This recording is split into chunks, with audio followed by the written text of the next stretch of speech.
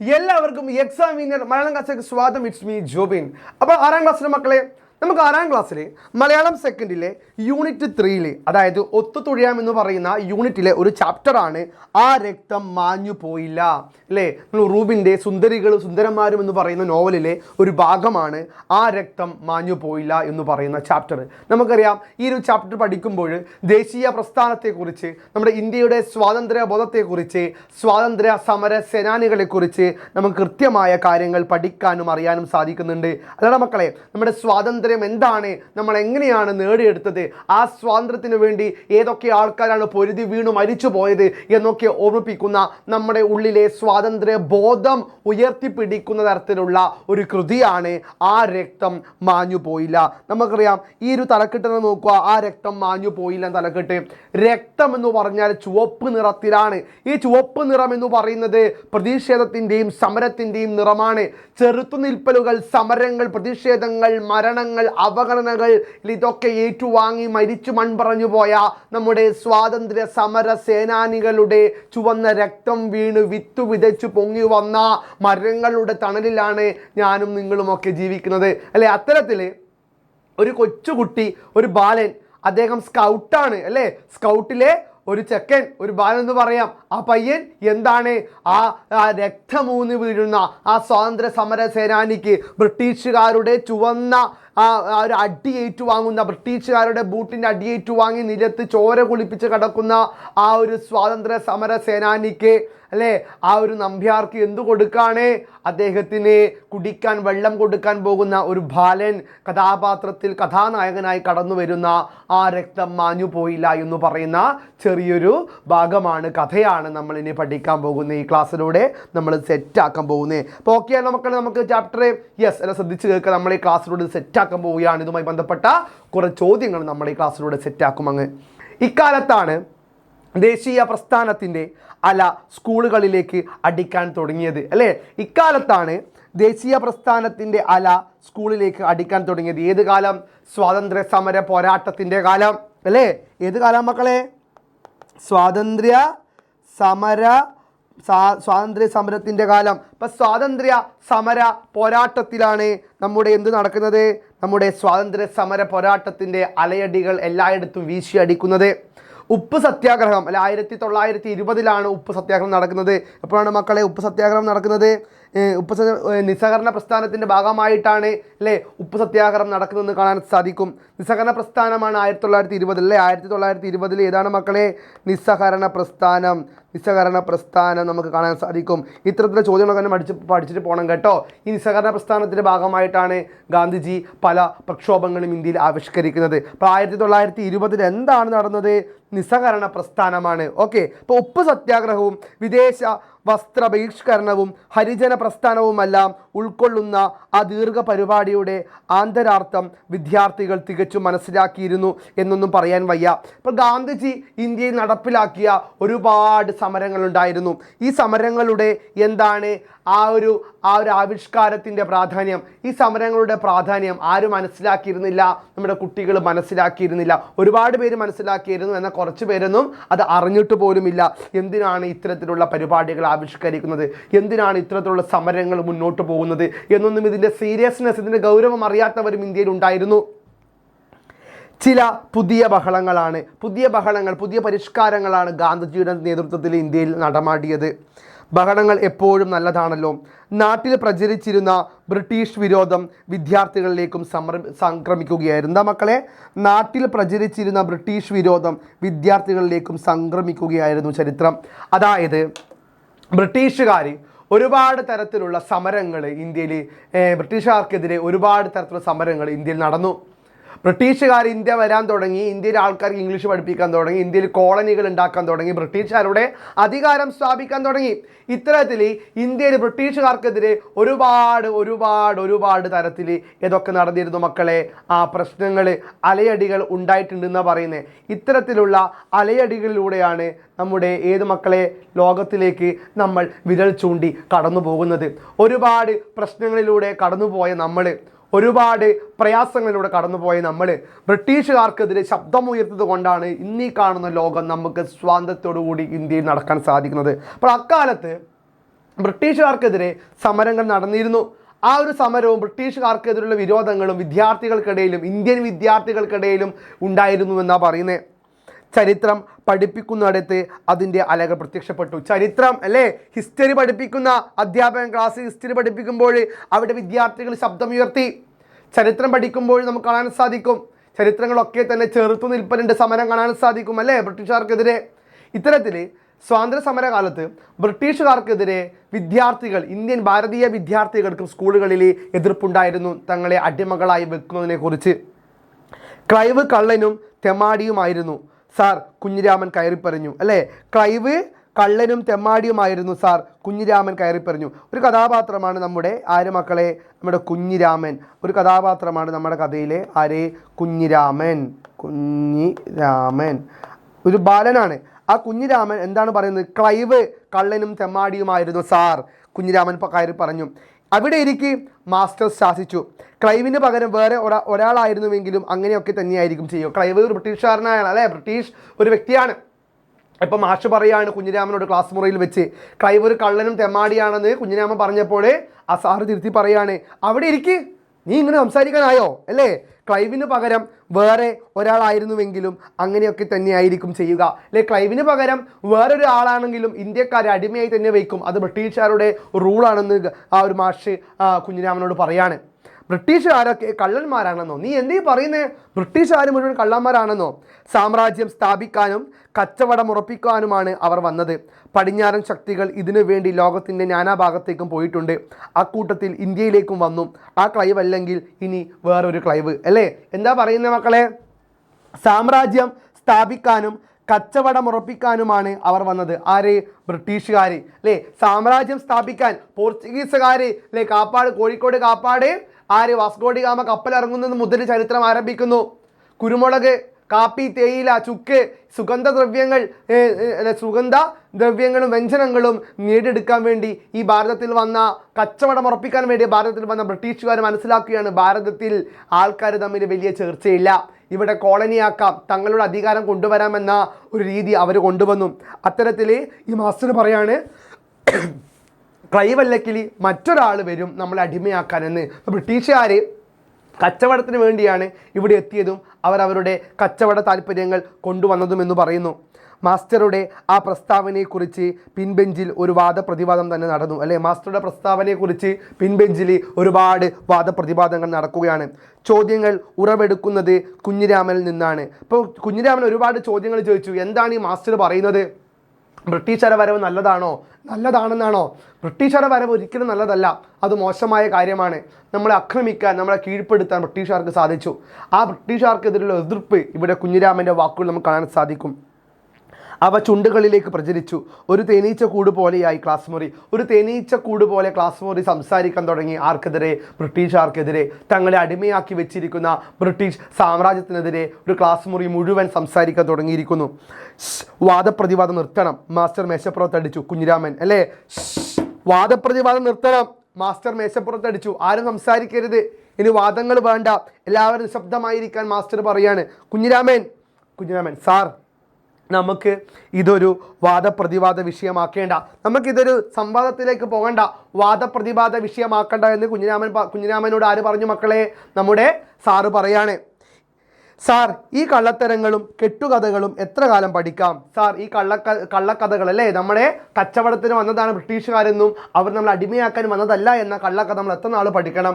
നമ്മൾ അടിമയാക്കുകയായിരുന്നു ബ്രിട്ടീഷുകാരുടെ ലക്ഷ്യം എന്ന് തന്നെയാണ് കുഞ്ഞിരാമൻ ഉറച്ചു പറയുന്നത് അല്ലേ. അടിമത്തം, നമ്മുടെ സ്വാതന്ത്ര്യം ഇല്ലാതാക്കുന്ന പ്രവൃത്തിയാണ് ബ്രിട്ടീഷുകാർ ചെയ്തത്. അതിനെതിരെയാണ് കുഞ്ഞിരാമൻ ശക്തമായി ശബ്ദം ഉയർത്തുന്നത്. മാസ്റ്റർ കണ്ണടയ്ക്കിടയിലൂടെ ഒന്ന് നോക്കി. കുഞ്ഞിരാമൻ ഇവിടെ വരൂ. മാസ്റ്ററെ എങ്ങനെ നോക്കി? കണ്ണടയ്ക്കിടയിലൂടെ. കുഞ്ഞിരാമൻ ഇവിടെ വരൂ എന്ന് മാസ്റ്റർ പറഞ്ഞു. ഓക്കെ. അയാൾ അടുത്തേക്ക് ചെന്നു. ഗുരുനാഥൻ ശിഷ്യൻ്റെ ചുമലിൽ തട്ടി ശാന്തമായ സ്വരത്തിൽ ഉപദേശിച്ചു.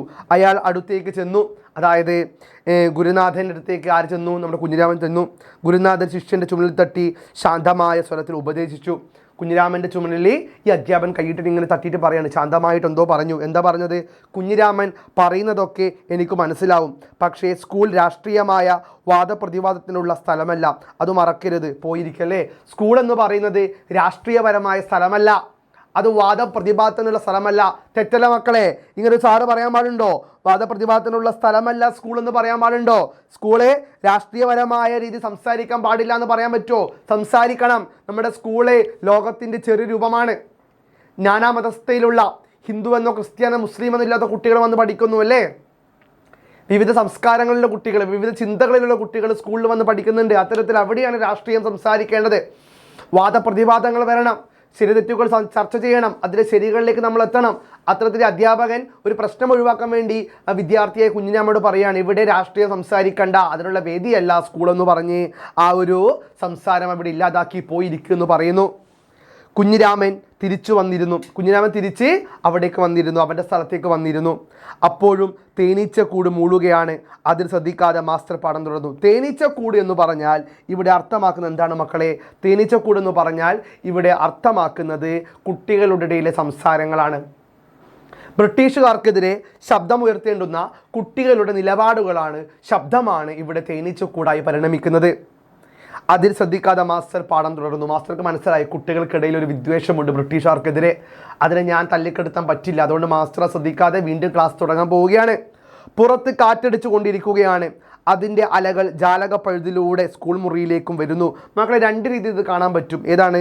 പുറത്ത് കാറ്റടിച്ചു കൊണ്ടിരിക്കുകയാണ്, അതിൻ്റെ അലകൾ ജാലകപ്പഴുതിലൂടെ, ജാലകം വെച്ചാൽ ജനൽ, ജാലകപ്പഴുതിലൂടെ സ്കൂൾ മുറിയിലേക്കും വരുന്നു.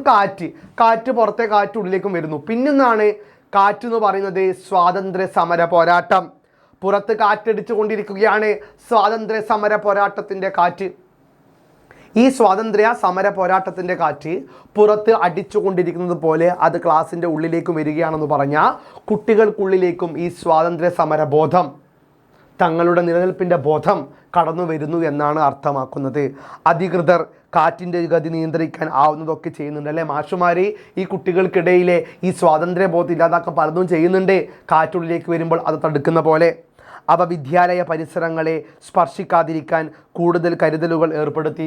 വിദ്യാലയത്തിനുള്ളിലെ വിദ്യാർത്ഥികൾക്കുള്ളിൽ രാഷ്ട്രീയ ബോധം ഇല്ലാതാക്കാൻ വേണ്ടി സ്കൂൾ രാഷ്ട്രീയം സംസാരിക്കാനുള്ള വേദിയല്ല എന്ന് കാണിക്കാൻ വേണ്ടി അധ്യാപകർ പല കാര്യങ്ങൾ ചെയ്യാൻ തുടങ്ങി സ്കൂളിൽ വെച്ചിട്ട്. പക്ഷെ എന്താ മക്കളെ, കുഞ്ഞുമക്കളെ പറയുന്നേ, സ്വാതന്ത്ര്യം അത് നമുക്കുള്ള അവകാശമാണ്, അത് നമ്മൾക്ക് ഉണ്ടാകുക തന്നെ ചെയ്യണം. അതിനെ ഒരാൾ അടിമയാക്കി വെക്കുമ്പോൾ അതിനെതിരെ നമ്മൾ ശബ്ദമുയർത്തണം. അതാണ് ഈ സ്കൂളിൽ, ഈ ക്ലാസ് മുറിയിൽ നടക്കുന്നത്. ബ്രിട്ടീഷുകാർ അടിമയാക്കി വെച്ച ഇന്ത്യയിലെ ജനങ്ങൾ അടിമകളല്ല എന്ന ബോധ്യം ഈ ക്ലാസ് മുറിയിലെ വിദ്യാർത്ഥികൾക്കുള്ളിൽ കടന്നു വരികയാണ്. അതിനെയാണ് അധ്യാപകർ നിരുത്സാഹപ്പെടുത്താൻ നോക്കുന്നത്. അവ വിദ്യാലയ പരിസരങ്ങളെ സ്പർശിക്കാതിരിക്കാൻ കൂടുതൽ കരുതലുകൾ ഏർപ്പെടുത്തി. വിലക്കുകളും പ്രതിരോധങ്ങളും വിദ്യാർത്ഥികളെ കൂടുതൽ സമരോത്സുകരാക്കി. വിലക്കുകളും പ്രതിരോധങ്ങളും വന്ന് അത് വിദ്യാർത്ഥികൾ കൂടുതൽ സമരം ചെയ്യാൻ വേണ്ടി പ്രോത്സാഹിപ്പിച്ചു. അറസ്റ്റുകളുടെയും മർദ്ദനങ്ങളുടെയും റിപ്പോർട്ടുകളാണ് പത്രങ്ങൾ വരുന്നത്. അറസ്റ്റുകളും മർദ്ദനങ്ങളും എവിടെ വന്നു? പത്രങ്ങളിൽ വരാൻ തുടങ്ങി. പത്രം വായിക്കരുതെന്ന് ഒരു അധ്യാപകന് വിദ്യാർത്ഥികളോട് പറയാമോ? അല്ലെ, അധ്യാപകൻ പറയാണ് പത്രം വായിക്കരുത്, അവിടെ രാഷ്ട്രീയപരമായ കാര്യങ്ങളുണ്ട്, നിങ്ങളിലേക്കും ആ രാഷ്ട്രീയം വരും, അതുകൊണ്ട് കുട്ടികൾക്ക് രാഷ്ട്രീയം പാടില്ല എന്ന ആശയത്തിൽ അധ്യാപകൻ പറയാണ് കുട്ടികളോട് പത്രം വായിക്കരുത്. അത്തരത്തിൽ കുട്ടികൾക്കിടയിൽ രാഷ്ട്രീയ ബോധം ഉണ്ടാകരുത് എന്ന കാലഘട്ടത്തിലാണ് കുട്ടികൾ സ്വാതന്ത്ര്യ സമരത്തെക്കുറിച്ച് ബോധവാന്മാരാകുന്നത്. അതാണ് ഈ ചാപ്റ്ററിൽ പറയുന്നത്. അധ്യാപകർ മൗനം ദീക്ഷിച്ചു. അധ്യാപകർ മൗനമായിരിക്കുകയാണ്. അവരെ സംബന്ധിച്ചിടത്തോളം ചോറങ്ങും കൂറിങ്ങും എന്ന നിലയിലായിരുന്നു. അതായത് അധ്യാപകർ കുട്ടികളെ എങ്ങനെയെങ്കിലും രാഷ്ട്രീയം പഠിക്കാതിരിക്കാൻ വേണ്ടി പ്രേരിപ്പിക്കുകയാണ്. അവർ കേവലം പാഠപുസ്തകം മാത്രം പഠിച്ചു പോയാൽ മതി എന്ന ധാരണയിലായിരുന്നു അധ്യാപകർ മുഴുവനും. അപ്പോഴാണ് ഒരു കുഴപ്പമുണ്ടായത്. സ്കൂളിനടുത്തുള്ള തുണിക്കടയിൽ ഒരു പിക്കറ്റിംഗ് നടക്കാൻ പോകും. പിക്കറ്റിംഗ് വെച്ചാൽ പോലീസിൻ്റെ അടിപിടി അല്ലേ, അത് നടക്കാൻ പോകുന്നു. അപ്പോഴാണ് ഒരു കുഴപ്പമുണ്ടായത്. സ്കൂളിനടുത്തുള്ള തുണിക്കടയിൽ ഒരു പിക്കറ്റിംഗ് നടക്കാൻ പോകുന്നു. വർത്തമാനം വിദ്യാലയത്തിലും എത്തി. സ്കൂൾ കുട്ടികൾക്കിടയിൽ വർത്തമാനം എത്തി. അതാ സ്കൂളിൻ്റെ പുറത്ത് ഇത് പോലീസ് ലാത്തി ചാർജൊക്കെ നടക്കാൻ പോകുന്നു, സമരം നടക്കാൻ പോകുന്നു എന്ന വർത്തമാനം കുട്ടികൾക്കിടയിലും എത്തി തുടങ്ങി. വിദ്യാർത്ഥികൾ ഉഷാറായി. അധ്യാപകർ ഉത്കണ്ഠിതരുമായി. അധ്യാപകർ ടെൻഷനായി. അയ്യോ, ഈ കുട്ടികൾ ഇപ്പം എന്താ ചെയ്യുക? അവരിപ്പം വല്ലാതെ ഒന്നും പ്രകോപിതരായി സംസാരിക്കുമല്ലോ, കുട്ടികൾ സ്വാതന്ത്ര്യ സമരത്തിലേക്ക് ഇറങ്ങുമോ? അധ്യാപകർക്ക് എന്തായി? ടെൻഷനായി, അവർ ഉത്കണ്ഠാഭരിതരായി. ആരാണ് പിക്കറ്റ് ചെയ്യുന്നത്? സത്യാഗ്രഹികൾ. ആരാണ് സമരം ചെയ്യുന്നത്? ഇവിടെ ബ്രിട്ടീഷുകാർക്കെതിരെ ആരാണ് സമരം ചെയ്യുന്നത് എന്ന ചിന്തയിലായ അധ്യാപകരെ ആർക്കും അറിഞ്ഞുകൂടാ. പോലീസും ജാഗ്രതയായിരുന്നു. ആരോ ഒരാൾ ഇവിടെ സമരം ചെയ്യാൻ വരുന്നുണ്ട്.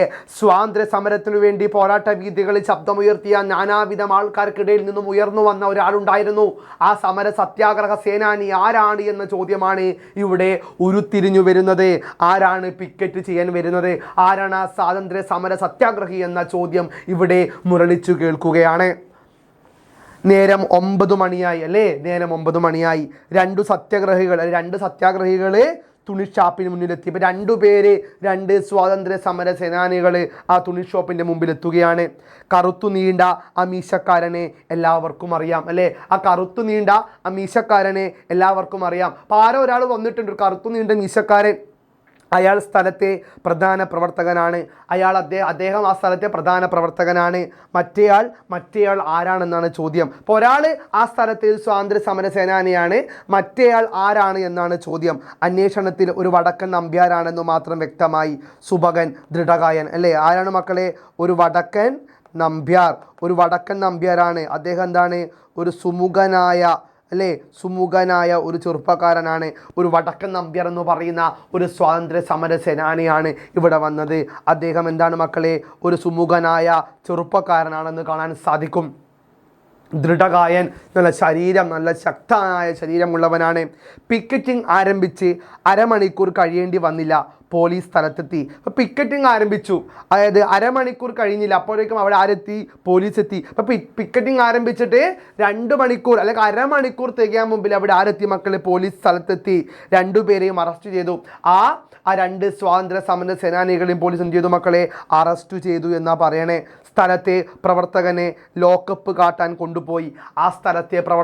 അവിടുത്തെ സ്ഥലത്തെ പ്രവർത്തകൻ ലോക്കപ്പിലേക്ക് കൊണ്ടുപോയി ക്രൂരമർദ്ദനം ചെയ്യുകയാണ്. നിങ്ങൾക്കറിയോ പ്രിയപ്പെട്ട കുഞ്ഞുമക്കളെ, നമുക്ക് സ്വാതന്ത്ര്യം കിട്ടിയത് കേവലം പൂ പറിക്കാൻ പോയിട്ടോ, നരി ചുറ്റുവാ നാരങ്ങപ്പാല് ചൂടിക്കിരണ്ടെന്ന പാട്ട് പാടിയിട്ട് ഒന്നുമല്ല. പിന്നെന്താ? ശക്തമായ അടികളേറ്റുവാങ്ങി, ശക്തമായ രീതിയിൽ പ്രതിഷേധങ്ങൾ നടത്തി. ഒരുപാട് ആൾക്കാർ ചോര ചീന്തി മരിച്ചു വീണ്. അതിനെയൊക്കെ ഫലമായിട്ടാണ് നമുക്ക് കിട്ടിയ സ്വാതന്ത്ര്യം അല്ല മക്കളെ? ആ പാട്ടിലടാ, ചോര വീണ മണ്ണിൽ നിന്നുയർന്നു വന്ന പൂമരം ചേതനായിൽ 100 പൂക്കളായി പിറക്കവേ, കേൾക്കുവിൻ സഖാക്കളെ നിങ്ങൾ വന്ന വീതിയിൽ ആയിരങ്ങൾ ചോര നീന്തി അല്ലേ? അതേപോലെ 1000 ചോര നൽകിയിട്ടാണ് നമുക്ക് ഈ സ്വാതന്ത്ര്യം ഇന്ന് കിട്ടിയത്. ആ സ്വാതന്ത്ര്യ സമര ബോധത്തെയാണ് ഈ ചാപ്റ്ററിലൂടെ നമ്മൾ പഠിക്കാൻ പോകുന്നതും അല്ലേ? ആ 2 പേരെയും അറസ്റ്റ് ചെയ്തു. ആ സ്ഥലത്തെ രാഷ്ട്രീയക്കാരനെ പോലീസ് എവിടെ കൊണ്ടുപോയി? ലോക്കപ്പിലേക്ക് കൊണ്ടുപോയി. അവിടെ ക്രൂരമർദ്ദനം കൊടുക്കാൻ വേണ്ടി. വടക്കൻ നമ്പ്യാരെ സ്കൂളിന് കിഴക്കേ പുറത്തുള്ള ഒരു ഒഴിഞ്ഞ പാടത്തേക്കും, വടക്കൻ നമ്പ്യാർ എന്ന് പറയുന്ന ആ സ്വാതന്ത്ര്യ സമര സേനാനിയെ സ്കൂളിന് പുറത്തുള്ള ആ ഒഴിഞ്ഞ പാടത്തിലേക്ക്, ആ നെൽപ്പറമ്പിലേക്ക്, ആ വയലിലേക്കും കൊണ്ടുപോയി. വിദ്യാർത്ഥികൾ ദൂരെ നോക്കി. വിദ്യാർത്ഥികൾ സ്കൂളിൽ നിന്ന് കാഴ്ചയൊക്കെ കാണുന്നുണ്ട്. വിദ്യാർത്ഥികൾ കാണുകയാണ് സ്വാതന്ത്ര്യ സമര പോരാട്ടത്തിൻ്റെ അലയടികൾ, ബ്രിട്ടീഷുകാർക്കെതിരെ ശബ്ദമുയർത്തുന്ന ആ വടക്കൻ നമ്പ്യാർ എന്ന് പറയുന്ന ആ ഒരു സ്വാതന്ത്ര്യ സമര സേനാനിയെ പോലീസുകാർ പാടത്തേക്ക് കൊണ്ടുപോകുന്ന കാഴ്ച വിദ്യാർത്ഥികൾ നോക്കി നിൽക്കുകയാണ്. ഇതെന്താ അവിടെ നിന്ന് ചെയ്യാൻ മക്കളെ? നിന്റെ രാജ്യമൊക്കെ പിടിച്ചു കഴിഞ്ഞോടാ അല്ലേ? നീ നിന്റെ രാജ്യമൊക്കെ പിടിച്ചു കഴിഞ്ഞോ എന്ന് പോലീസ് അയാളോട് ചോദിച്ച് അയാൾ അടിക്കുകയാണ്. ഇവിടേക്ക് വരാൻ നീ എന്തിനാ ഇങ്ങോട്ട് വന്നത്? ഇൻസ്പെക്ടർ ചോദിച്ചു. അതിന് നമ്പ്യാർ സമാധാനം പറഞ്ഞില്ല. അയാളെ മിണ്ടാതിരുന്നു. നീ എന്തിനാണ് ഈ സമരത്തിന് ഒരുങ്ങിയതെന്ന് പറഞ്ഞ് ഇൻസ്പെക്ടർ നമ്പ്യാരെ ചോദ്യം ചെയ്യാണ്. നമ്പ്യാർ തിരിച്ച് മറുപടി ഒന്നും പറഞ്ഞില്ല. അയാൾ സമാധാനത്തോടെ ഇരിക്കുകയാണ്. പറയടാ നീ എന്താടാ ഇവിടെ കാട്ടണേ? സമരത്തിന് വന്നയാണോ നീ വലിയ ആളാണോ എന്നൊക്കെ പോലീസുകാർ ചോദിക്കത്തോളൂ നമ്പ്യാരോട്. നമ്പ്യാർ ഒന്നും പറഞ്ഞില്ല. ഒരിടി, തുടർന്ന് 4 ചവിട്ടും. ഒരിടി കൊടുത്തു, 4 ചവിട്ട് കൊടുത്തു നമ്പ്യാർ ആൾക്കാർ പോലീസുകാർ ഇടിക്കുകയാണ്. ഇടിച്ച് വെള്ളം തുപ്പുന്നുണ്ട്, ചോര തുപ്പിക്കുന്നുണ്ട്. അദ്ദേഹം ഒരു വാക്ക് പോലും തിരിച്ചു പറഞ്ഞില്ല. ചവിട്ടും കൊടുത്തു. ആ ഷൂസ് ഇട്ട കാലുകൊണ്ട് ചവിട്ടി വടക്കൻ നമ്പ്യാരെ താഴെ ചോര തുപ്പുന്ന വിധം അവശനാക്കി പോലീസുകാരെ മാറ്റുകയാണ്. നമ്പ്യാർ മറിഞ്ഞു വീണു. പോലീസിൻ്റെ ആക്രമണത്തിന് നമ്പ്യാർ മറിഞ്ഞു വീഴുകയാണ്. ബോധരഹിതനായി കിടക്കുന്ന നമ്പ്യാരെ നോക്കി ഇൻസ്പെക്ടർ കിതച്ചു. പിടിക്ക്, രാജ്യം പിടിക്ക് അല്ലേ? ബോധരഹിതനായി കിടക്കുന്ന നമ്പ്യാരെ നോക്കി ഇൻസ്പെക്ടർ കിതച്ചു പറയാണ്, ഇനി പിടിക്കടാ, നിന്റെ രാജ്യം പിടിച്ചു നോക്ക്. നീ കുറേ നാളായില്ലേ ഇത്തരത്തിൽ കളിക്കുന്നത്, നിനക്ക് ഇനി അടി കിട്ടും എന്ന് പറഞ്ഞ് അദ്ദേഹത്തെ അടിച്ച് അവശനാക്കി ഇൻസ്പെക്ടറെ. ബൂട്ട്സ് ഇട്ട കാലുകൊണ്ട് ഇൻസ്പെക്ടർ നമ്പ്യാരെ വരമ്പത്ത് നിന്ന് തോണ്ടിയിട്ടു അല്ലേ. ബൂട്ട്സ് ഇട്ട കാലുകൊണ്ട് പോലീസ് ഇൻസ്പെക്ടർ എന്ത് ചെയ്തു? ഈ ചിത്രം കാണുന്ന നമ്പ്യാർ കിടക്കുന്നത് കണ്ടോ? ഇതാണ് ഈ കാഴ്ച കേട്ടോ. ഇപ്പം ബൂട്ട്സ് ഇട്ട കാലുകൊണ്ട് നമ്പ്യാരെ ആ പോലീസ് മർദ്ദനം ചെയ്യുകയാണ്, ചവിട്ടി അവശനാക്കി മുലക്കിടുകയാണ്. ആ യുവാവ് കട്ട പൊട്ടിച്ച കണ്ടത്തിലേക്ക്, കട്ട പൊട്ടിച്ച കണ്ടം വെച്ചാൽ അത്രയും ഉറപ്പുള്ള കണ്ടമാണ്, ചെളിക്കട്ടയുള്ള കണ്ടം, ചെളിക്കട്ട ഉണങ്ങി കട്ട പിടിച്ച കണ്ടം, അവിടേക്ക് ആ ഒരു വടക്കൻ നമ്പ്യാർ എന്ന് പറയുന്ന സ്വാതന്ത്ര്യ സമര സേനാനി താഴെ വീഴുകയാണ്. മുഖം കുത്തി വീണു, ഭൂമിയിൽ രക്തം ഇറ്റു വീഴുകയായിരുന്നു. ആ ഒരു സ്വാതന്ത്ര്യ സമര പോരാളിയുടെ രക്തം ചുടുചോര ഭൂമിയിൽ മെല്ലെ ഇറ്റു വീഴാൻ തുടങ്ങിയ പോലീസിൻ്റെ മർദ്ദനം കൊണ്ട്. ആ രക്തത്തിലൂടെ ഇൻസ്പെക്ടർ നടന്നു, പരിവാരങ്ങളും അയാളെ ചവിട്ടി മെതിച്ച ആ രക്തത്തിലൂടെ ഇൻസ്പെക്ടർ ഇങ്ങനെ നടന്നു പോയി. കൂട്ടത്തിൽ ആ പോലീസ് മറ്റു പരിവാരങ്ങൾ നടന്നു പോവുകയാണ്. അവരുടെ ബൂട്ട്സിൻ്റെ അടിയിലെ ആണികൾ തട്ടി ഭൂമിയിൽ തുളകളുണ്ടായി അല്ലെ. ബൂട്ട്സിൻ്റെ അടിയിലെ ആണികൾ തട്ടിയിട്ട് ഭൂമിയിൽ തുളകളുണ്ടായി എന്ന് പറഞ്ഞാൽ അത്രയും ക്രൂരമായ ആ ഒരു മർദ്ദനമായിരുന്നു. ഭൂമി പോലും കീറുന്ന ഭാഗത്തിൽ ആ ബൂട്ട്സിൻ്റെ ആണി പോയിട്ടുണ്ടെങ്കിൽ എത്രത്തോളം ചോര, എത്രത്തോളം വേദന അദ്ദേഹം സഹിച്ചിട്ടുണ്ടാകും, ചീന്തിയിട്ടുണ്ടാകും എന്നാണ് ഈ പാഠഭാഗത്തിലൂടെ പറയുന്നത്.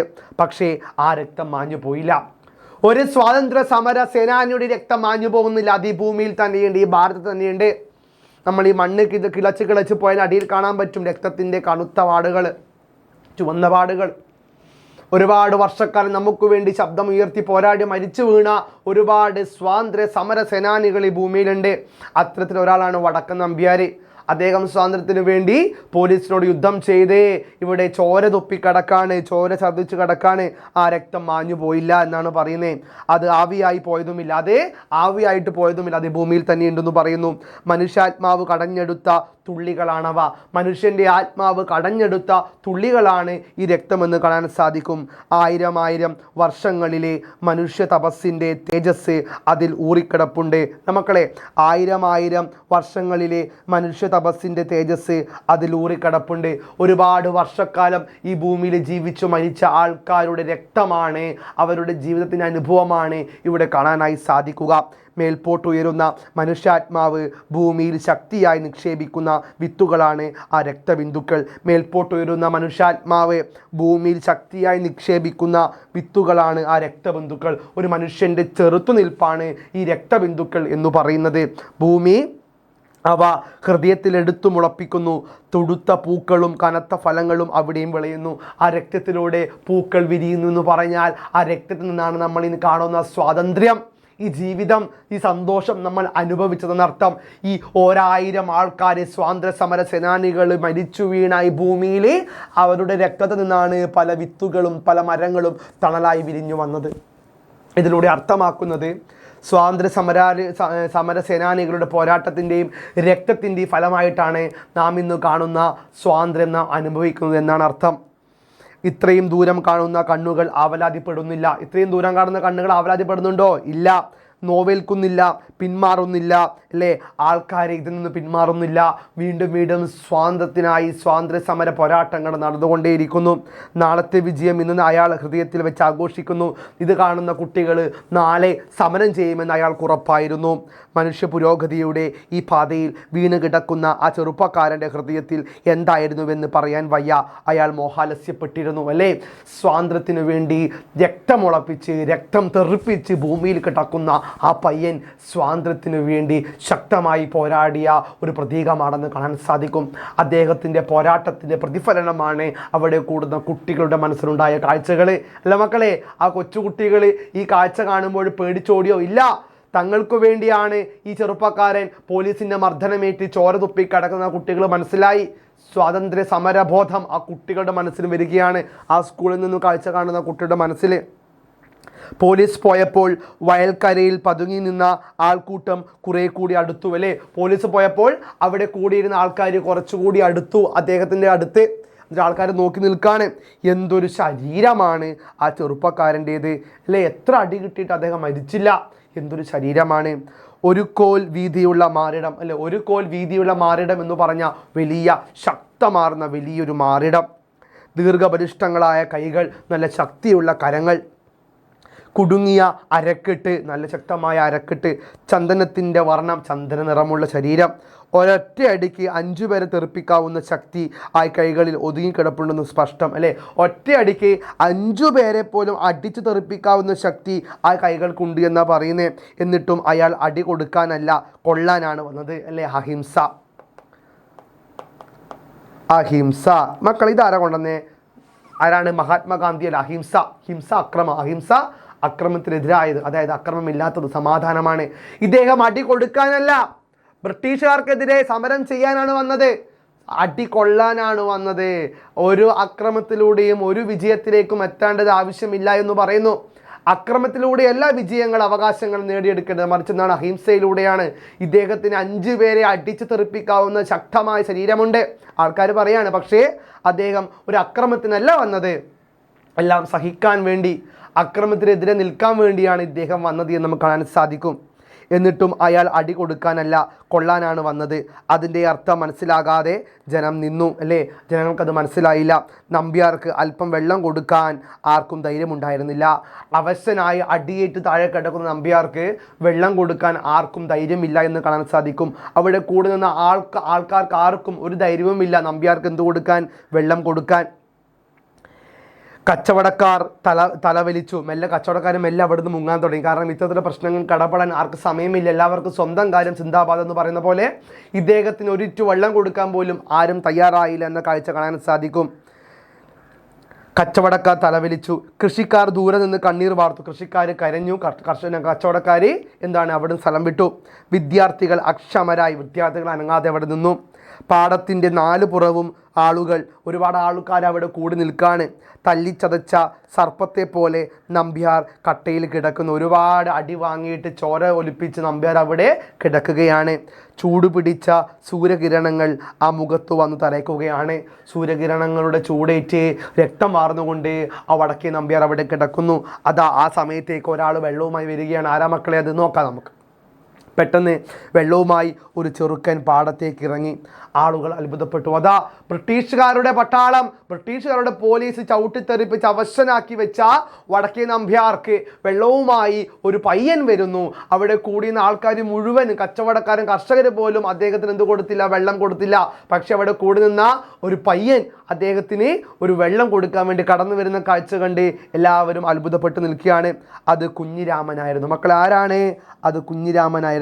ആ സ്കൂൾ വിദ്യാർത്ഥി, സ്വാതന്ത്ര്യബോധമുള്ള, രാഷ്ട്രീയ നിലപാടുള്ള. മാഷി എൻ്റെ സ്കൂളിൽ രാഷ്ട്രീയം സംസാരിച്ചൂടാ എന്ന് ചോദിച്ച ആ സ്കൂൾ വിദ്യാർത്ഥിയായി കുഞ്ഞിരാമൻ ഒരു വെള്ളവുമായി ആ ഒരു അവശനായ ആ ഒരു സ്വാതന്ത്ര്യ സമര സേനാനിയുടെ അടുത്തേക്ക് എത്തി. അയാൾ നമ്പ്യാരുടെ മുഖത്ത് വെള്ളം തളിച്ചു. നമ്പ്യാരുടെ മുഖത്ത് എന്ത് തളിച്ചു? വെള്ളം തളിച്ചു. ബോധം വന്നപ്പോൾ കുടിക്കാൻ വായിൽ കുറച്ച് ഒഴിച്ചു കൊടുക്കുകയും ചെയ്തു.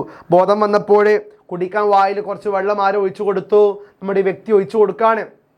നമ്പ്യാർക്ക് കുടിക്കാൻ വേണ്ടി വെള്ളം ആര് കൊടുക്കാണ്? ഈ കുഞ്ഞിരാമൻ നമ്പ്യാർക്ക് കുടിക്കാൻ വേണ്ടി വെള്ളം കൊടുക്കാണ്. അത്രയുമായപ്പോൾ മറ്റു വിദ്യാർത്ഥികളും വന്നുകൂടി. എല്ലാവരും കൂടി താങ്ങിയെടുത്ത് തണലത്ത് കൊണ്ടുവന്ന് ശുശ്രൂഷിച്ചു. അങ്ങനെ കുഞ്ഞിരാമൻ ഈ വീണ് കിടക്കുന്ന, ഈ രക്തം വാർന്ന് കിടക്കുന്ന ഈ വടക്കേ നമ്പ്യാർക്ക് എന്ത് കൊടുത്തു? കുടിക്കാൻ വെള്ളം കൊടുത്തു. ഈ കുഞ്ഞിരാമൻ്റെ കാഴ്ച മറ്റു വിദ്യാർത്ഥികൾക്ക് ശക്തി പകർന്നു. അവരും എന്ത് ചെയ്ത് ഒരുമിച്ച് വന്ന് ആ ഒരു വ്യക്തിയെ, ആ സ്വാതന്ത്ര്യ സമര സേനാനിയെ പൊക്കിയെടുത്ത് ഒരു ഭാഗത്തിരുത്തി ശുശ്രൂഷിക്കുകയാണ്, വേണ്ട പരിചരണങ്ങൾ ചെയ്യുകയാണ്. ഈ വർത്തമാനം നാട്ടിൽ അത്ഭുതത്തോടെ സംസാരിക്കപ്പെട്ടു. ഇത്തരത്തിലുള്ള വർത്തമാനം നാട്ടിൽ ഇങ്ങനെ ശ്രദ്ധയായി വരികയാണ്. ഒരു സ്വാതന്ത്ര്യ സമര സേനാനി അപകടത്തിൽപ്പെട്ട് ചോര വാർന്നു കഴിയുമ്പോൾ അദ്ദേഹത്തെ സഹായിക്കാൻ വേണ്ടി എത്തുന്ന വിദ്യാർത്ഥികളെ, നമ്മുടെ സ്വാതന്ത്ര്യ സമര ബോധത്തെ ഇവിടെ അടയാളപ്പെടുത്തുകയാണ് ഉറൂബ് ചെയ്യുന്നത്. പിറ്റേന്ന് ഇൻസ്പെക്ടർ സ്കൂളിൽ വന്നു. ഈ സ്വാതന്ത്ര്യ സമര സേനാനിയെ അടിച്ച് രക്തം വാർത്ത ആ ഇൻസ്പെക്ടർ പിറ്റേ ദിവസം സ്കൂളിൽ വരികയാണ്. ഹെഡ് മാസ്റ്ററുടെ മുറിയിലേക്ക് കുഞ്ഞിരാമൻ വിളിക്കപ്പെട്ടു. അങ്ങനെ ഹെഡ് മാസ്റ്ററുടെ മുറിയിലേക്ക് കുഞ്ഞിരാമനെ വിളിക്കപ്പെടുകയാണ് ചെയ്യുന്നത്. കുഞ്ഞിരാമനെ പോലീസ് പിടിച്ചു മീൻസ് സംസാരിച്ചു. എന്താ നീ ചെയ്തതെന്ന്? നീയും രാജ്യം പിടിക്കാൻ നടക്കുകയാണോ? അല്ലെ, കുഞ്ഞിരാമനോട് ചോദിക്കുകയാണ്. നീയും രാജ്യം പിടിക്കാൻ നടക്കുവാണോടാ ചെക്ക എന്ന് പോലീസ് ചോദിച്ചു. ഇൻസ്പെക്ടർ കുഞ്ഞിരാമൻ്റെ നേരെ കയർത്ത് ചോദിച്ചു, നിന്റെ വിചാരം എന്താ? നീയും ഈ സ്വാതന്ത്ര്യ സമര സേനാനികളെ പോലെ ആവാൻ നോക്കാണോ? ഇൻസ്പെക്ടർ ചോദിക്കുകയാണ്. മനസ്സിലായില്ല കുഞ്ഞിരാമൻ, മനസ്സിലായില്ല. നിങ്ങളെന്താ പറയുന്നത്? മനസ്സിലായില്ല. മനസ്സിലാക്കാൻ എനിക്കറിയാം ഇൻസ്പെക്ടർ, മനസ്സിലാക്കാൻ എനിക്കറിയാട്ടോ. ഈ സ്വാതന്ത്ര്യ സമര സേനാനികൾക്ക് ഇപ്പോൾ കൂടിയിട്ട് ഇവിടെ വിപ്ലവം ഉണ്ടാക്കോ വേണ്ട എന്ന് കുഞ്ഞിരാമനോട് ആ പോലീസ് പറയാണ്. ഞാൻ അയാൾക്ക് വെള്ളം കുടിക്കാൻ കൊടുത്തു, അതൊരു സ്കൗട്ടിൻ്റെ ചുമതലയാണ്. അല്ലേ, സ്കൗട്ട് നിങ്ങൾ എത്ര പേര് ഈ ക്ലാസ്സാണ് എത്ര പേരുണ്ടാ സ്കൗട്ട് ആൻഡ് ഗൈഡ്സിലില്ലേ? സ്കൗട്ടിൽ ആൺകുട്ടികളും ഗൈഡ്സിലില്ല പെൺകുട്ടികളും ഉണ്ട് ഇവിടെ. സ്കൗട്ട് ആൻഡ് ഗൈഡ്സിലില്ലേ? ഉണ്ടോ? ഉണ്ടെങ്കിൽ കമന്റ് എണ്ണം കേട്ടോ. ഈ ക്ലാസ് കാണുന്ന നമ്മുടെ സ്കൗട്ടിലും ഗൈഡ്സിലും ഇല്ല ധീരന്മാരായ ധീരന്മാരും ധീരകളും ഈ കമൻറ്റ് ബോക്സിൽ ഒന്ന് ഇടണം. സാറേ ഞാൻ സ്കൗട്ടാണ്, സാറേ ഞാൻ ഗൈഡ്സാണ്, അല്ലേ, ഐ പ്രൗഡ് എന്ന് പറഞ്ഞിടാ. ഓക്കെ, ഞാൻ അയാൾക്ക് വെള്ളം കുടിക്കാൻ കൊടുത്തു, അതൊരു സ്കൗട്ടിൻ്റെ ചുമതലയാണ്. അല്ലേ, അതൊരു സ്കൗട്ടിൻ്റെ ചുമതലയാണ്. എൻ്റെ മുന്നിൽ തളർന്നിരിക്കുന്ന, എൻ്റെ മുന്നിൽ അവശനായിരിക്കുന്ന ആ സ്വാതന്ത്ര്യ സമര സേനാനിക്ക് കുടിക്കാൻ ഒരല്പം വെള്ളം കൊടുക്കുക എന്ന് പറയുന്നത് ഒരു സ്കൗട്ടിൻ്റെ ഉത്തരവാദിത്തമാണെന്ന് പറഞ്ഞുകൊണ്ടാണ് നമ്മുടെ ഈ കഥ അവസാനിക്കുന്നത്. ഉറൂബിൻ്റെ സുന്ദരികളും സുന്ദരന്മാരും എന്ന് പറയുന്ന നോവലൊരു ഭാഗമാണ് നമ്മൾ പഠിച്ച ഈ ഒരു ഭാഗം. ആ രക്തം മാഞ്ഞു പോയില്ല. ഇപ്പോൾ സ്വാതന്ത്ര്യ സമര സേനാനിയുടെ രക്തം മാഞ്ഞു പോകുന്നില്ല, അതെല്ലാ കാലവും ഇവിടെ തന്നെ ഉണ്ടാകും. ആ രക്തത്തിൽ വിരിഞ്ഞ പൂക്കളാണ് നമ്മൾ ഇന്ന് കാണുന്ന സൗന്ദര്യമായ എല്ലാം നമുക്ക് തന്നത്. അത്തരത്തിൽ നമ്മുടെ അടിമകളാക്കി വെച്ച നമ്മുടെ സംസ്കാരത്തിൽ നിന്നും നമ്മെ അകറ്റി നിർത്തിയ നമ്മുടെ ബോധ്യങ്ങളിൽ നിന്നും നമ്മൾ ശബ്ദമുയർത്തേണ്ടവരാണ് എന്ന ചിന്തയാണ് ഈ പാഠഭാഗം നമുക്ക് തരുന്ന കുഞ്ഞുമക്കളെ. അല്ലടാ, അതുകൊണ്ട് മക്കളെ എന്താണ് ഈ പാഠം തരുന്നത്? സ്വാതന്ത്ര്യബോധമാണ്. നമ്മുടെ വടക്കൻ നമ്പ്യാരും കുഞ്ഞിരാമനും ഒക്കെ എന്ത് ചെയ്യുകയാണ്? സ്വാതന്ത്ര്യത്തിന് വേണ്ടി പോരാടുന്നവരാണ്. ഇവിടെ ഇൻസ്പെക്ടറും അധ്യാപകനുമൊക്കെ രാഷ്ട്രീയത്തെ എതിർക്കുന്നവരാണ്, അവർ അടിമകളായി പോകുന്നവരാണ്. ഇത്തരത്തിൽ നമ്മൾ അടിമയാക്കുന്ന എല്ലാത്തിനെതിരെയും നമ്മൾ ശക്തമായി പ്രതിഷേധിക്കണമെന്ന വലിയ ആശയമാണ് ഈ പാഠഭാഗം നമുക്ക് മുന്നിൽ വെച്ച് നീട്ടുന്നത്. ഓക്കെ, ഇനി നമുക്ക് ഈ പാഠത്തിലെ പ്രധാന ചോദ്യോത്തരങ്ങൾ പെട്ടെന്ന് വായിച്ചു പോകാം. ചരിത്രം പഠിപ്പിക്കുന്നിടത്ത് അതിൻ്റെ അലകൾ പ്രത്യക്ഷപ്പെട്ടു. എന്തിനെക്കുറിച്ചാണ് സൂചിപ്പിക്കുന്നത്? എന്തിനെക്കുറിച്ചാണ് മക്കളെ ഈ വരികൾ പറയുന്നത്? ചരിത്രം പഠിപ്പിക്കുന്നിടത്ത് അതിൻ്റെ അലകൾ പ്രത്യക്ഷപ്പെട്ടു എന്ന് പറഞ്ഞാൽ എന്താണ് നോക്കാം. ഇത് ദേശീയ പ്രസ്ഥാനത്തിൻ്റെയും ബ്രിട്ടീഷുകാർക്കെതിരായ പൊതുമാനസികതയുടെയും സ്വാധീനം വിദ്യാലയത്തിലേക്കും വിദ്യാർത്ഥികളിലേക്കും വ്യാപിച്ചു എന്നതിനെ കുറിച്ചാണ്. അല്ലേ, ദേശീയ ബോധം, സ്വാതന്ത്ര്യ സമരബോധം വിദ്യാർത്ഥികൾക്കിടയിൽ വ്യാപിച്ചു എന്ന് പറയാനാണ് ഈ വാക്കുകൾ ഉപയോഗിക്കുന്നത്. ആ സന്ദർഭത്തിൽ വിദ്യാർത്ഥികൾ ക്ലാസ് മുറികളിൽ തന്നെ ബ്രിട്ടീഷ് ഭരണത്തിനെതിരായ നിലപാടുകൾ പ്രകടിപ്പിച്ചു. ബ്രിട്ടീഷ് ഭരണത്തിനെതിരായി വിദ്യാർത്ഥികൾ ശബ്ദമുയർത്തി. ആ കാലഘട്ടത്തെ തങ്ങൾക്കെതിരെ ആക്രമണങ്ങളും തങ്ങൾക്കെതിരെ ദേശീയ ബോധത്തിനെതിരായ കാര്യങ്ങൾ നടക്കുമ്പോൾ ബ്രിട്ടീഷുകാരെ ശബ്ദമുയർത്തുമ്പോൾ അവർക്കെതിരെ ശബ്ദമുയർത്താൻ വേണ്ടി വിദ്യാർത്ഥികൾക്ക് കഴിഞ്ഞിട്ടുണ്ട്. അതുകൊണ്ട് ചരിത്രം പഠിപ്പിക്കുന്നിടത്ത് അതിൻ്റെ അലകൾ പ്രത്യക്ഷപ്പെട്ടു എന്ന് പറഞ്ഞാൽ വിദ്യാർത്ഥികൾക്കിടയിൽ സ്വാതന്ത്ര്യബോധം കടന്നു വന്നു എന്നാണ് അർത്ഥമാക്കുന്നത്. അത് നോട്ട് ചെയ്യുക. അടുത്ത ചോദ്യം, ഈ കഥയ്ക്ക് ഒരു ആസ്വാദനക്കുറിപ്പ് തയ്യാറാക്കാൻ ചോദ്യം വരും. അല്ലേ, ഉറപ്പായിട്ട് എസ്സേ ക്വസ്റ്റ്യൻ ആണ് നമ്മുടെ കഥയ്ക്ക്. അതായത് ആ രക്തം മാഞ്ഞു പോയില്ല എന്ന കഥയ്ക്ക് ഒരു ആസ്വാദനം തയ്യാറാക്കാൻ ചോദ്യം വന്നാൽ നിങ്ങൾ എഴുതണം.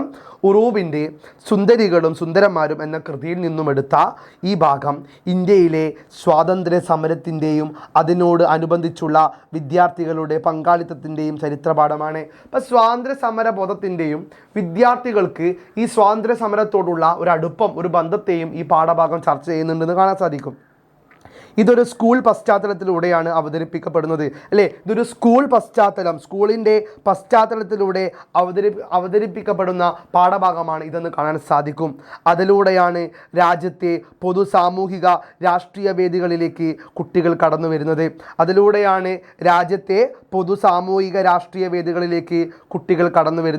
അതായത് രാജ്യത്തിൻ്റെ സാമൂഹിക രാഷ്ട്രീയ വേദികളിൽ കുട്ടികൾ കടന്നു വരുന്നത് ഈ രാഷ്ട്രീയ പ്രാധാന്യം ഉൾക്കൊണ്ടുകൊണ്ട് തന്നെയാണ്.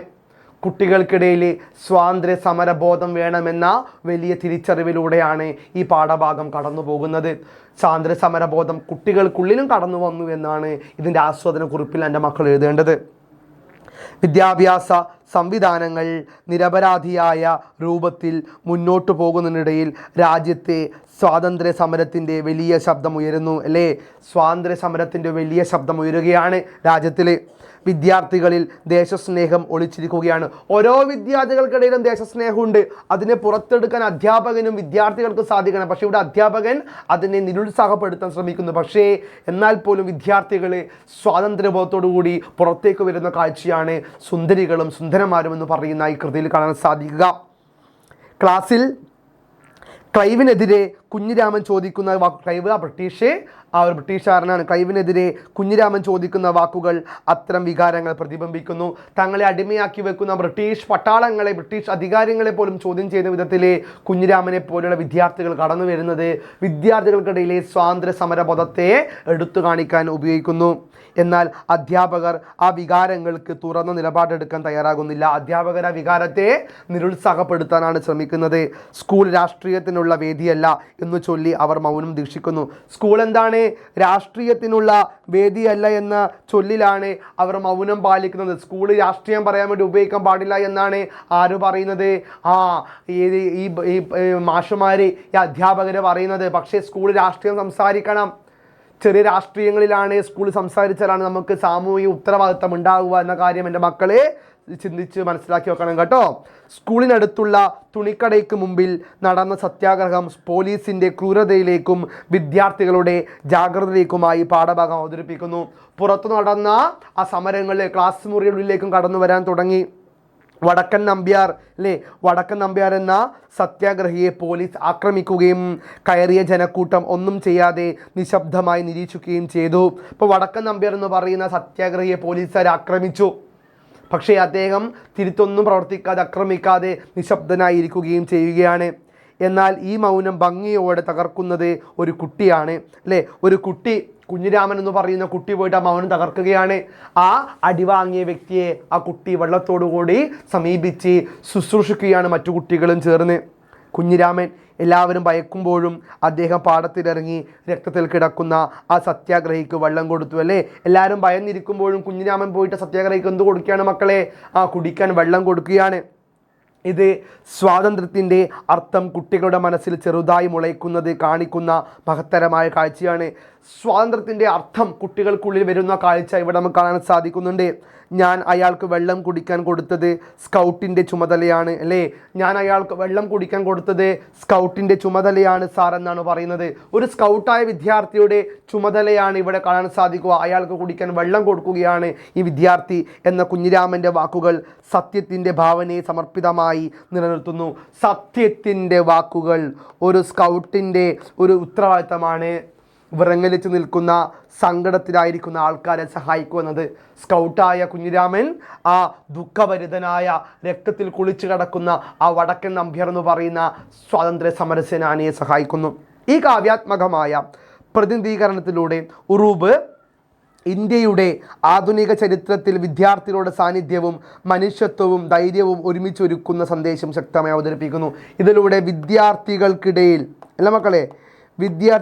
എന്താണ് ഉണ്ടാക്കുന്നത്? സ്വാതന്ത്ര്യബോധം ആരുണ്ടാക്കുന്നു? ഈ ഉള്ളൂരുണ്ടാക്കുകയാണ്. വിദ്യാർത്ഥികൾക്കിടയിൽ സ്വാതന്ത്ര്യബോധത്തെ ഉയർത്തിക്കാട്ടുന്ന പാഠഭാഗമാണ് ഇത് മക്കളെ. നമ്മുടെ ആ രക്തം മാഞ്ഞു പോയില്ല. അടുത്തൊരു ചോദ്യം. പെട്ടെന്ന് വെള്ളവുമായി ഒരു ചെറുക്കൻ പാടത്തേക്ക് ഇറങ്ങി. ആളുകൾ അത്ഭുതപ്പെട്ടു. എന്തുകൊണ്ടാണ് ആളുകൾ അത്ഭുതപ്പെട്ടത്? എന്തുകൊണ്ടാണ് ഒരു ചെറുക്കൻ വെള്ളവുമായി പാടത്തിറങ്ങിയപ്പോൾ ആൾക്കാർ അത്ഭുതപ്പെട്ടത് മക്കളെ? നോക്കാം നമുക്ക്. പോലീസ് ഭീഷണി നിലനിൽക്കുന്ന സാഹചര്യത്തിൽ ആരും നമ്പ്യാരെ സമീപിക്കാൻ ധൈര്യമുണ്ടായില്ല. പോലീസ് ഭീഷണി നിലനിൽക്കുന്ന സാഹചര്യത്തിൽ ആരും തന്നെ നമ്പ്യാരെ സമീപിക്കാൻ ധൈര്യമുണ്ടായിരുന്നില്ല. എന്നാൽ കുഞ്ഞിരാമൻ അതിനെ അവഗണിച്ച് ധൈര്യത്തോടെയും കരുണയോടെയും വെള്ളം കൊണ്ടുപോയത് ആളുകളെ അത്ഭുതപ്പിച്ചു എന്നാണ് പറയുന്നത്. അതായത് ആൾക്കാർ കുഞ്ഞിരാമനെ പോലീസ് ചവിട്ടിക്കൂട്ടുമ്പോഴും ഒരാളും തന്നെ അവിടെ നിന്ന് അനങ്ങുന്നില്ല. അവരെല്ലാവരും അവിടെ ഒതുങ്ങി പേടിച്ചിരിക്കുകയാണ്. പക്ഷേ കുഞ്ഞിരാമൻ എന്ന് പറയുന്ന ഈ ചെറുപ്പക്കാരൻ പൂർണ്ണ ശക്തിയോടും പുതിയ ആത്മവിശ്വാസത്തോടും സ്വാതന്ത്ര്യബോധത്തോടും കൂടി ഒരു വെള്ളവുമായി ആ സ്വാതന്ത്ര്യ സമരസേനയുടെ അടുത്തേക്ക് പോകുന്നതാണ് ആൾക്കാരെ അത്ഭുതപ്പെടുത്തുന്നത് ഇവിടെ പറയുകയാണ്. അടുത്ത ചോദ്യം. പത്രം വായിക്കരുതെന്ന് ഒരു അധ്യാപകന് വിദ്യാർത്ഥികളോട് പറയാനാവുമോ? എന്തൊക്കെയായിരുന്നു പത്രവാർത്തകളും അവ വായിച്ചാലുള്ള അപകടം? ആ സ്വാതന്ത്ര്യ സമരകാലത്ത് പത്രം വായിക്കാൻ പാടില്ല എന്നാണ് അധ്യാപകൻ പറയുന്നത് വിദ്യാർത്ഥികൾ. കാരണം എന്താണ്? വിദ്യാർത്ഥികൾ പത്രം വായിക്കുമ്പോൾ അവിടെ എന്താ കാണുക? സ്വാതന്ത്ര്യത്തിന് വേണ്ടിയുള്ള പോരാട്ടമുള്ള വാർത്ത, രാഷ്ട്രീയപരമായ വാർത്ത. അപ്പോൾ വിദ്യാർത്ഥികൾ രാഷ്ട്രീയം ഉണ്ടാകാൻ പാടില്ല, സ്വാതന്ത്ര്യത്തിന് വേണ്ടി സമരം ചെയ്യാൻ പാടില്ല എന്ന തെറ്റായ നിലപാട് അധ്യാപകർ അന്ന് സ്വീകരിച്ചിരുന്നു. അതിൻ്റെ ഫലമായിട്ടാണ് വിദ്യാർത്ഥികൾ പത്രം വായിക്കാൻ പാടില്ല എന്ന് അധ്യാപകൻ പറയുന്നത്. നോക്കാം നമുക്ക്. പത്രങ്ങളിൽ പോലീസ് മർദ്ദനങ്ങളുടെയും അറസ്റ്റുകളുടെയും വാർത്തകൾ വന്നിരുന്നു. പത്രത്തിൽ പോലീസ് മർദ്ദനങ്ങൾ, അറസ്റ്റുകൾ വാർത്തകളാണ്. വിദ്യാർത്ഥികൾ സത്യാഗ്രഹങ്ങൾ തുടങ്ങി രാഷ്ട്രീയ സംഭവങ്ങളോട് കൂടുതൽ ഉൾനോക്കത്തോടെ സമീപിക്കാമാകുന്ന സാഹചര്യം ഉണ്ടാകും. കുട്ടികൾ ഈ വാർത്തകൾ കാണുമ്പോൾ ചെറിയ പ്രായമാണ്, അവർ അതിനോട് അനുരൂപിക്കപ്പെടും. അങ്ങനെ കുട്ടികൾ അതിനോട് ബന്ധപ്പെടാൻ പാടില്ല എന്ന അധ്യാപകൻ്റെ തെറ്റായ ചിന്തയാണ് ഇവിടെ പറയുന്നത്. അതിനാൽ അധികൃതർ ആ സ്വാധീനം സ്കൂളുകളിൽ എത്താതിരിക്കാൻ ശ്രമിച്ചു അല്ലേ.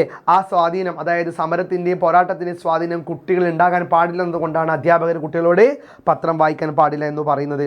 അടുത്ത ചോദ്യം, പിടിക്കേ രാജ്യം പിടിക്ക് ഇൻസ്പെക്ടറുടെ പരിഹാസത്തിൻ്റെ സന്ദർഭം എന്നാണ് വ്യക്തമാക്കുക ചോദ്യം വരും. എന്തുകൊണ്ടാണ് പിടിക്ക് രാജ്യം പിടിക്കുക എന്ന് ബ്രിട്ടീഷുകാരായ പട്ടാളക്കാരൻ പോലീസുകാരൻ ഈ വടക്കൻ നമ്പ്യാരോട് പറഞ്ഞത് നോക്കാം.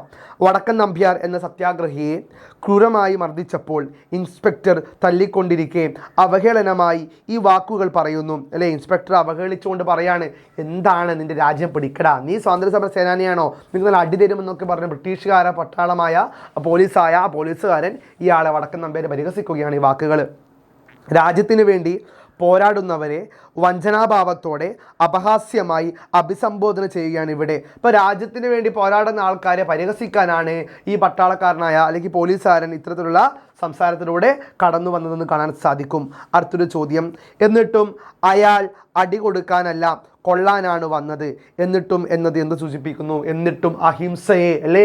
അടി കൊടുക്കാനല്ല, 5 ആളെ അടിക്കാൻ ശരീരം അദ്ദേഹത്തിനുണ്ട്, നല്ല ശരീരമുണ്ടല്ലേ, നല്ല മാരടമുണ്ട്. പക്ഷെ അദ്ദേഹം അടി കൊടുക്കാനല്ല, അടി വാങ്ങാനാണ്.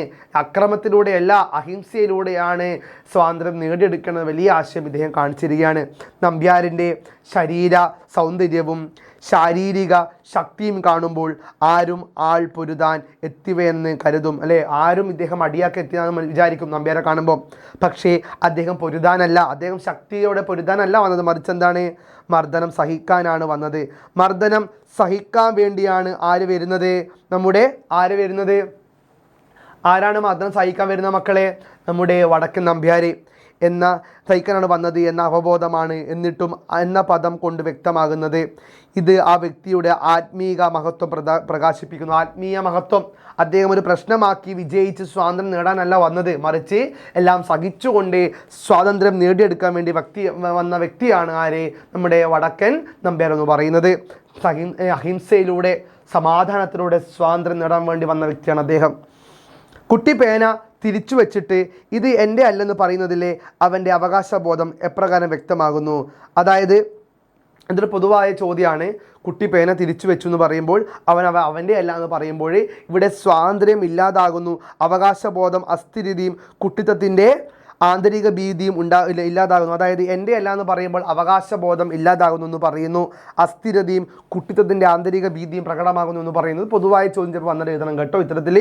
ഓക്കെ, ഇപ്പം ഒരു ചോദ്യം കൂടി, അറിവിൻ വറ്റാത്തതാമുറവാണ് അതിൻ്റെ ഉള്ളിൽ. ഈ വരിയിൽ കവി ഉണ്ടാക്കിയ ഭാവരൂപം എന്താണ്?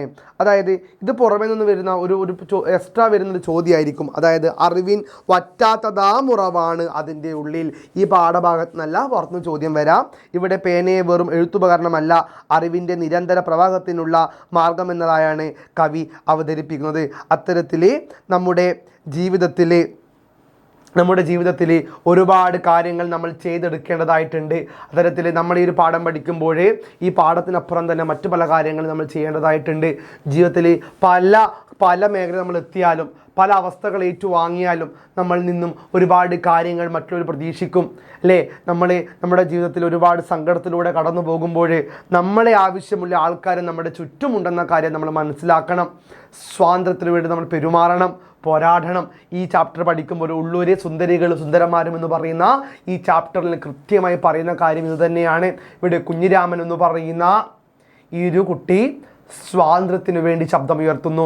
രാഷ്ട്രീയം പാടില്ല, സ്കൂളിൽ രാഷ്ട്രീയം സംസാരിക്കാൻ പാടില്ല, സ്വാതന്ത്ര്യത്തിന് വേണ്ടി പോരാളികൾ സ്കൂളിൽ വിദ്യാർത്ഥികളായി മാറാൻ പാടില്ല എന്ന തെറ്റായ അധ്യാപകൻ്റെ ധാരണയെ തീർത്തും അവഗണിച്ചുകൊണ്ട് സ്വാതന്ത്ര്യത്തിന് വേണ്ടി പോരാടുന്ന സ്കൗട്ടാണ് താനെന്ന് അഭിമാനത്തോട് പറയുന്ന എല്ലാ സ്കൗട്ടും ഗൈഡ്സും മക്കൾക്ക് അഭിമാനിക്കാവുന്ന ചാപ്റ്റർ കൂടിയാണിത്.